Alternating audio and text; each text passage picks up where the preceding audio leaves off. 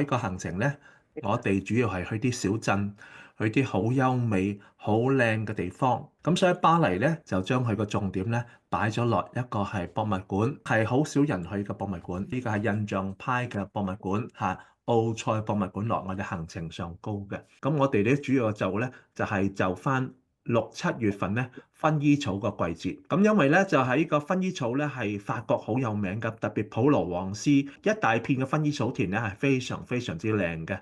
咁加上我哋嘅行程上高咧好多關於印象派嘅大師啊，好似莫奈啊、梵高啊、塞尚啊，咁呢啲都係印象派嘅畫家，佢所留低嘅足跡係我哋今次會到嘅地方嚟㗎啦。咁啊，第一站咧，我哋會坐飛機由多倫多經過滿地可，直飛去馬賽。咁然之後翻嚟咧，就巴黎直飛翻多倫多。咁我哋去馬賽參觀咧，咁啊主要參觀係舊城區啦，特別一個舊港口，咁好多海鮮嘅攤檔、餐廳咁樣嘅地方嘅。喺個舊城區裏邊咧，最出名就係呢個係聖母院啦 Notre Dame 嚇。呢個聖母院咧係非常之壯觀、非常之靚，因為佢係修建喺個山頂上高，眺望翻晒成個馬賽港嚇。咁啊，仲有咧望到海上高呢一個小島嚇，嗰個小島咧就係基道山恩仇記啊發生嘅地方啦嚇，個監獄嚇，所以非常有名嘅。咁我哋咧會上去呢個聖母院睇下，睇下聖母院之外咧，就瀏覽下整個馬賽港嘅景色。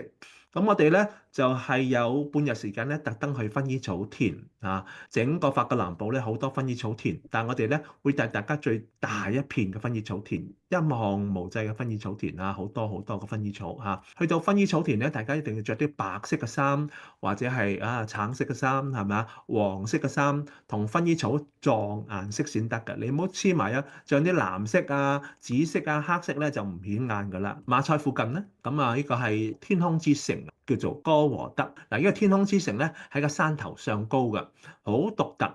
成個山頭上高咧都用石頭建造個房屋啊，係法國好有名嘅小説咧一個係藍本嚟㗎啦。其實法國好多小鎮都好靚嘅，呢個係其中一個靚嘅小鎮。除咗去行入裏邊之外咧，去眺望嘅時候咧，嗰個景色係一流嘅。咁去呢個古城咧，大家唔好忘記去可以試下呢個薰衣草味道嘅雪糕嚇。咁呢度地方咧就係教皇城啊！我哋知道教皇即係教宗啦，係咪？除咗喺呢個係梵蒂岡居住之外咧，佢曾經有幾任嘅教皇咧喺呢度法國南部居住過嘅。呢度地方咧就係亞威龍，呢條咧係亞威龍最有名嘅斷橋。我哋喺教皇城裏邊咧睇到呢座教皇宮殿啦。咁我哋喺外邊影相就得㗎啦嚇，唔需要特登買飛，因為入去裏邊都冇嘢睇嘅。咁另外啦，我哋會去到法國一個小鎮叫做阿爾勒。咁呢個阿爾勒咧曾經留得落嚟咧，就呢個係梵高嘅名畫，呢個星光下的咖啡廳好有名嘅呢幅油畫啊，就喺度地方畫㗎啦。同埋梵高咧喺個城市裏邊咧住咗個療養院啊，個神經病院。咁我哋亦都會有機會睇下，因為佢裏邊咧又畫咗另一幅世界知名嘅油畫。咁啊，梵高咧喺呢個城市裏邊咧留低好多腳印啊。咁我哋咧會請個導遊咧帶我哋去參觀㗎。我哋仲有機會睇到呢個係阿爾嘅羅馬嘅呢個鬥獸場啊。咁同埋咧又保持得好完整嘅。咁另外一幅油畫咧就喺河邊嘅地方畫㗎啦嚇。咁啊就係畫一條橋啊。咁啊大家去到呢個係加德水道橋，呢個係羅馬人留得落嚟嘅智慧啦。2000年歷史嘅有嚇，咁呢個古羅馬嘅橋咧，就將啲山上嗰個泉水咧引到去低窪嘅城市，俾啲人飲用啊，俾啲人沖涼啊。成個歐洲最大一個羅馬橋梁啊！呢度地方咧，卡卡桑係法國靠近西班牙嘅邊境嘅。咁呢度地方咧有全個歐洲最大嘅城堡卡爾卡松城堡呢個全歐洲最大嘅城堡。呢個城堡仲要 double wall 嘅喎，兩層嘅牆壁包圍住佢嘅喎，所以非常之壯觀，非常之厲害。所以咁多年咧都冇破壞到，仲保存得好完整嘅。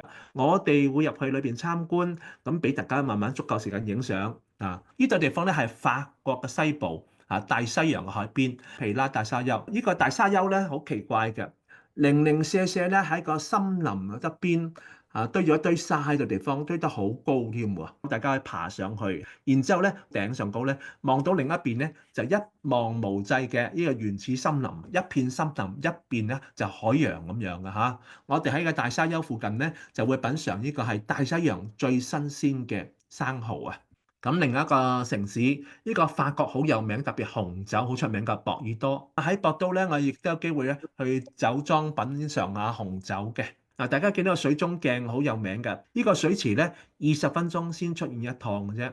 所以講咧要睇啱時間先能夠去睇到呢個水中鏡嘅。我哋仲會喺法國嘅中部參觀2個城堡啊！羅里亞河谷裏邊咧超過1000個城堡咁多嘅，我哋揀最靚嗰2個呢就其中一個城堡皇后雪隆梭城堡。呢個城堡最特色咧就係呢個啱啱喺橫跨一條河上高啊！咁大家見到咧皇帝皇后去生活起居啊，咁一啲裝飾啊，咁啊全部保留晒到地方啦。另一個城堡我哋會參觀嘅，哇！呢個就靚到不得了啦！呢個咧佢特登咧整到啲迷宮咁嘅樣，呢個迷宮城堡維朗德里城堡跟住我哋坐車去法國嘅北部。去睇呢個係最有名一個紀念嘅地方，就係叫做 Mont Saint-Michel。呢度地方咧，亦都係諾曼第地區啦。你見到左手邊有條橋咧，佢連接住呢個係內陸地方嘅。咁呢個 Mont Saint-Michel 係個島嚟嘅，山腳下低咧好多紀念品商店。另一個咧係好有名嘅法國旅遊景點，就係呢個係象鼻山，有爸爸啦，有媽媽啦，同埋個仔，3座象鼻山嘅。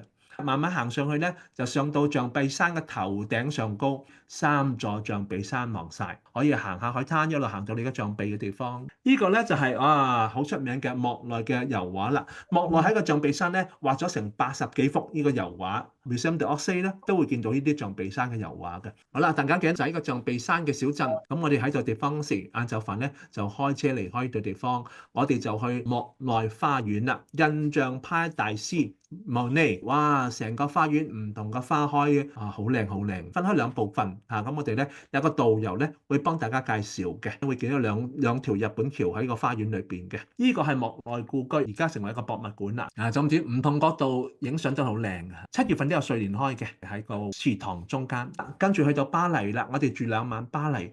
去到巴黎咧，我哋上晝咧俾大家自由活動，然之後下晝指定時間咧，我哋就會喺呢個咁靚嘅博物館裏邊咧，就係參觀噶啦。呢座就係奧賽博物館 Musée d'Orsay， 1848年之後嘅油畫全部擺喺度地方，主要係擺印象派嘅雕塑同埋油畫嘅。食飯之前咧，我哋會帶大家遊覽下塞納河。如果大家未曾經坐過塞納河遊船河嘅話咧，一定要試下坐下個玻璃船。嗱，食完晚飯之後咧，我哋亦都會帶大家去參觀下巴黎夜晚嘅景色嘅。一路沿途香榭麗舍大道，跟住去到凱旋門，然之後再去巴黎鐵塔影夜景。巴黎鐵塔日頭睇咧就係一個鐵塔。夜晚睇成個水晶玻璃塔咁靚嘅，咁全部都係食3道菜嘅西餐，有蝸牛、有生蠔、有魚，即係法國大餐多嚿魚，大家知道啦嗬。咁紅酒餐，咁我哋又照顧到大家係曾經去過巴黎嘅，所以全部深度遊，亦都有照顧到大家有啲未去過巴黎嘅，我哋會喺巴黎繼續玩少少地方，俾大家睇下巴黎嘅夜景，可以話正精華所在啦。